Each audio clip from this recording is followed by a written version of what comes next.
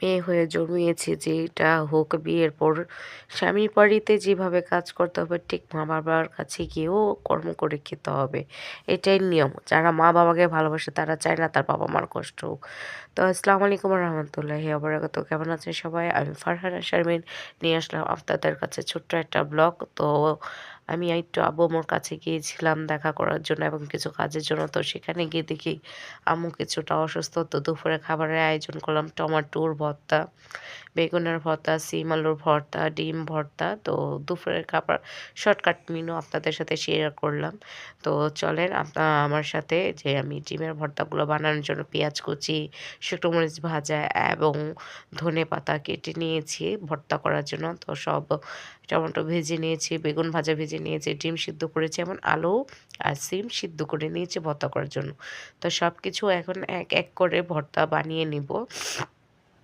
তো আ ভয়েসের দেওয়ার মাঝে বলছি আমার ভয়েসটা একটু অন্যরকম শোনা যাবে। যেহেতু আমি কিছুদিন ধরে অনেক অসুস্থ, তাই ফেসবুকে একটু অ্যাক্টিভভাবে কাজ করতে পারছি না। প্রচণ্ড রকমের ঠান্ডা লাগছে আর গলা বসে গেছে। আমার ভয়েস শুনতেই পাচ্ছেন আমি কতটুকুভাবে অসুস্থ হতে পারি। তো আমি শুকনো মরিচ এবং পেঁয়াজ, ধনেপাতা মিক্স আপ করে তো সিম আলুর ভর্তাটা বানিয়ে নিলাম।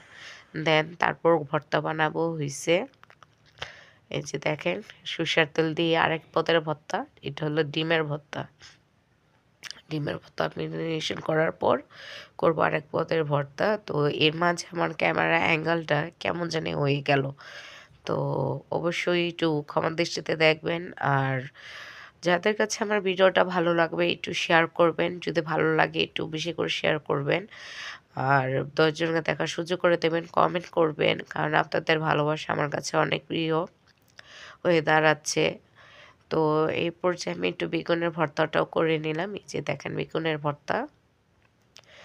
বেগুনটা ম্যাশ-ট্যাশ করে নিছি। এই যে পেঁয়াজ মরিচ মিক্স আপ করে এখন বেগুনের ভর্তাটাও করে দিব।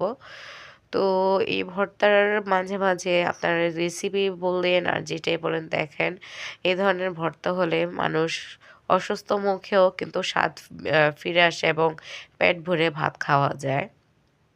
তো এইখানে তো প্রায় ৩-৪ রকমের ভর্তা। তো সেদিন ভাতও খাওয়া হইছে আলহামদুলিল্লাহ।